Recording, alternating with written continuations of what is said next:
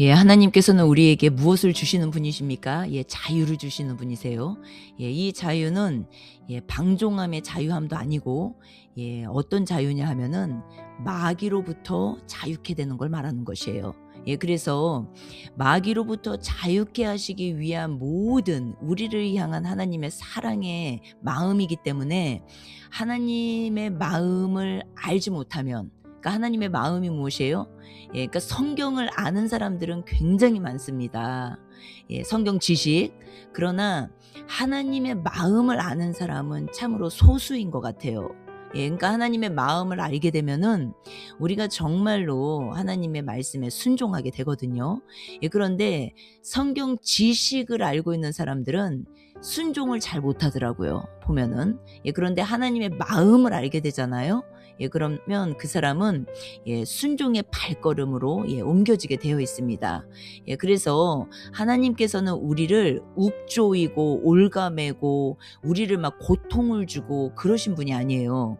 하나님은 정말 사랑이시고, 그 사랑은 결론 이 지금 성경 안에서 자세히 들여다보면은 마귀에게 묶여 있고, 마귀의 올무에 걸려 있고, 마귀의 계계에 속고 있고, 그래서 우리에게 무거운 짐을 짊어주는, 여기에서부터 우리를 자유케 하시기 위함이라는 것이에요. 그분이 우리를 향한 사랑은.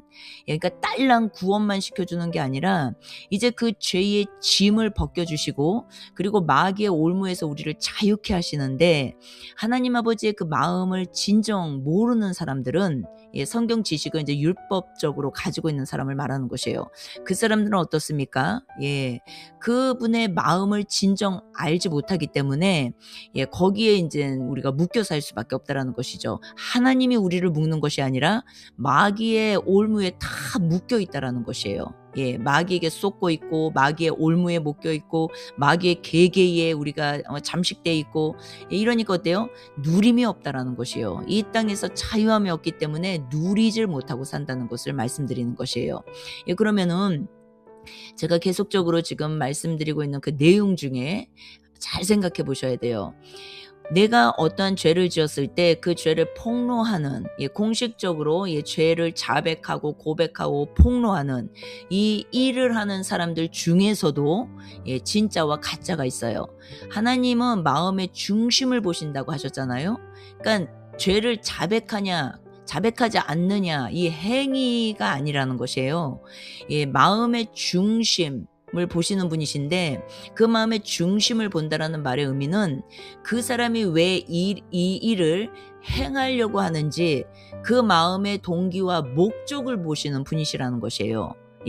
이것이 모든 일 앞에, 모든 행함 앞에 적용이 되는 내용입니다. 그러니까 이것을 말어가 핵심이 아니라 왜 그 일을 하려고 하는지 그 마음의 중심, 마음의 동기와 목적을 보시는 분이시라는 것이에요.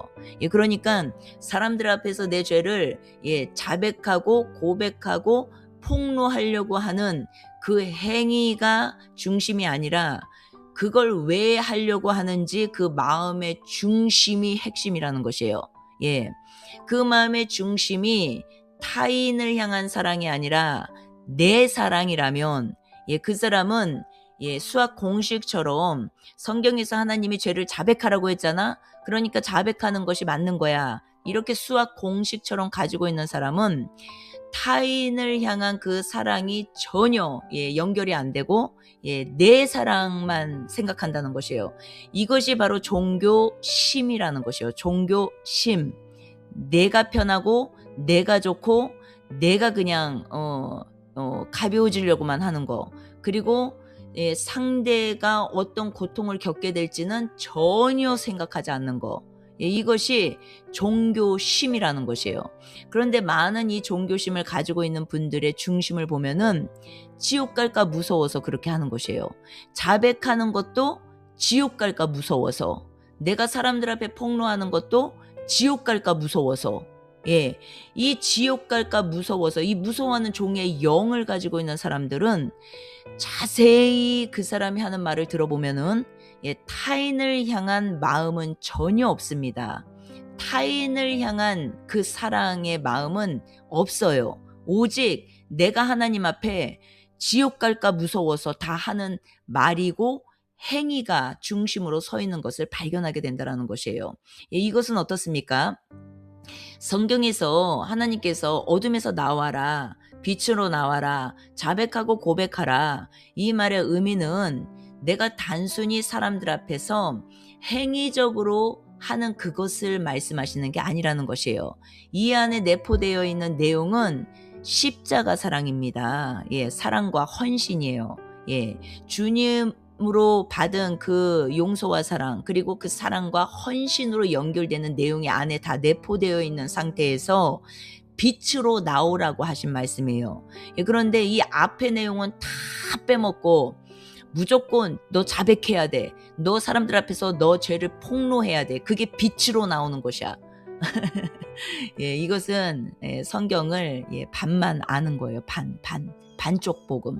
예, 그렇기 때문에 이제는 깊이 생각하셔야 된다는 것이에요. 예, 폭로하는 것이 핵심이 아니라 먼저는 하나님과 나와의 관계에 있어서 회개가 되었다면 그 죄에서 내가 돌이키는 것이에요. 다시는 그 죄를 짓지 않는 것이에요. 예, 그러나 어때요?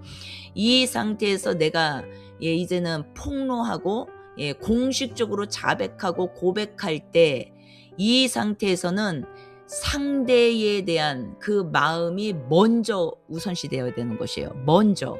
예.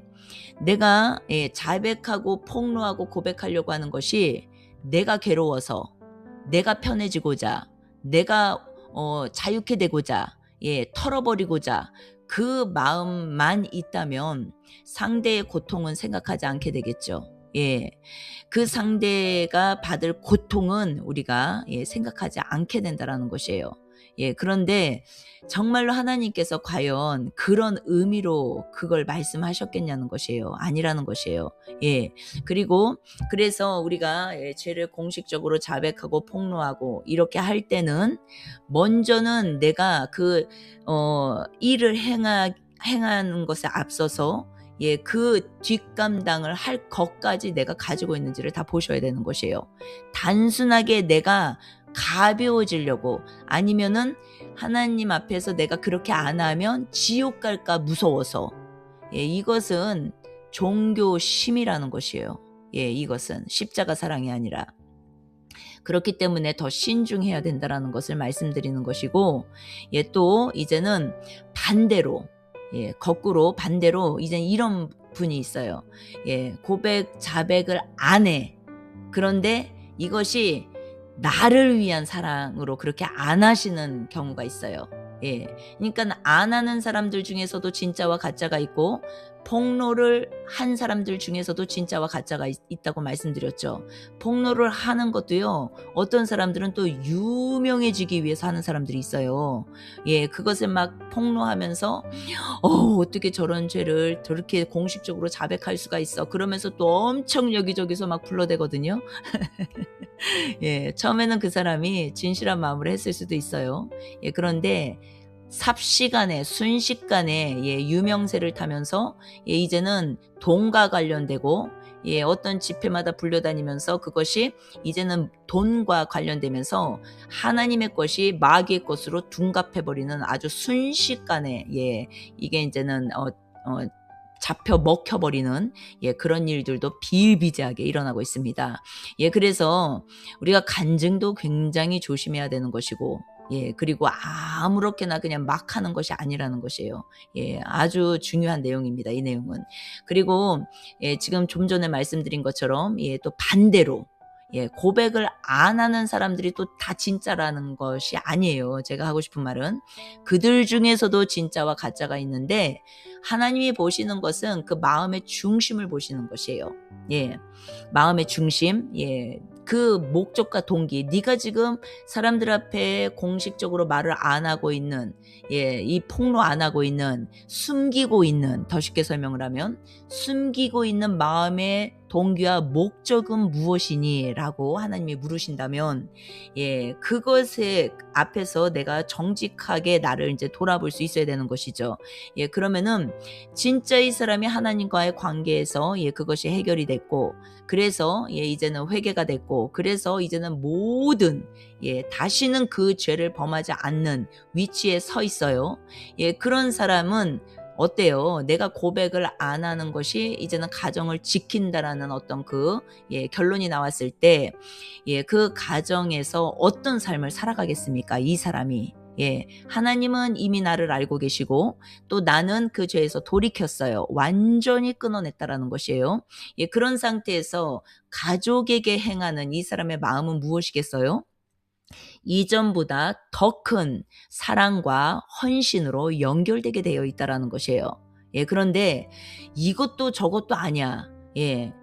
이것도 저것도 아니면서 또 가족을 향한 그 마음은 계속 정죄감에 묶여 있기만 하고, 가족을 향한 사랑과 헌신의 발걸음은 또 없어. 이것은 아무것도 된 게 아니라는 것이에요.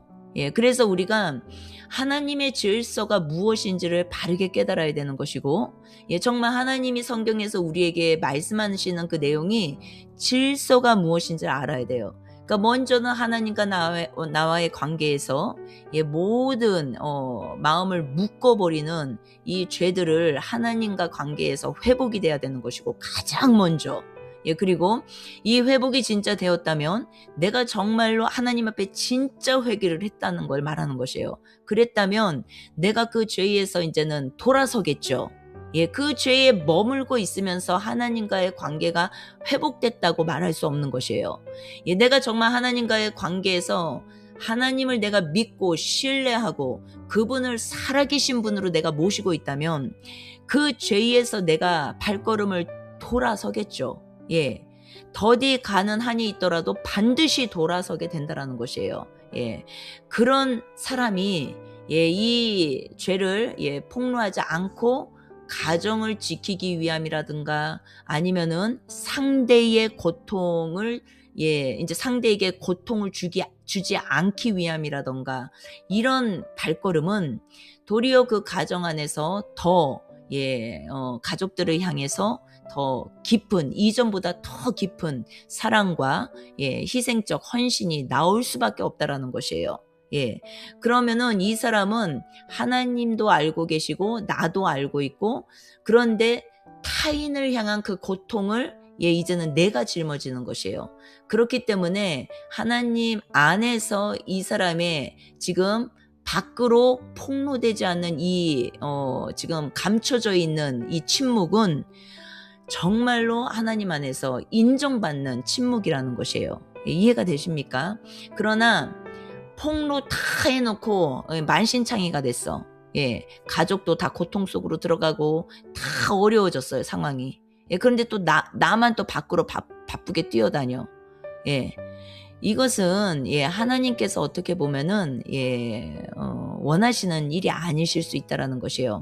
그러나 또 반면 반드시 폭로함으로 정말로 하나님께 영광이 되고 타인에게도 고통으로 가지 않고 많은 이런 어떤 목록들이 있습니다. 죄의 목록들. 그러니까 이런 것들이 분별이 안 되면 무조건 수학 공식처럼 복음을 아시는 분들, 그러니까 관계가 아니라, 하나님과의 관계가 아니라 수학 공식처럼 율법적으로 하나님의 말씀을 알고 계시는 분들은 내가 실질적으로 그 죄에서 자유케 되기 위해서 폭로를 했음에도 불구하고 고통 속으로 들어가는 분들이 굉장히 많이 계십니다. 그리고 반대로 또 내가 죄를 숨김으로 내가 자백하지 않는 그 목적과 이유가 내 사랑이라면, 나를 지키기 위한 사랑이었다면 그것은 또 동일하게 가짜가 될 수 있다라는 것이죠. 그 침묵이. 그래서 우리가 하나님과 관계를 맺어야 되는 것이지, 수학 공식처럼 성경 지식을 따라가다 보면 이쪽도 망할 수 있고 저쪽도 망할 수 있다라는 것이에요. 그래서 하나님과는 우리와의 관계는 중심이에요. 마음의 중심. 이 중심은 너가 그 일을 왜 하려고 하는지, 왜 안 하려고 하는지 그 마음의 중심, 목적과 동기를 보시고 하나님과 나와의 관계가 형성되고 이루어지고 그 안에서 하나님이 주시는 회복을 경험하게 되고 또 치유가 일어나고 그러면서 더더더더 하나님과의 더 깊은 친밀감으로 들어가는 것이 핵심이라는 것을 우리가 놓쳐서는 안 된다라는 것이에요.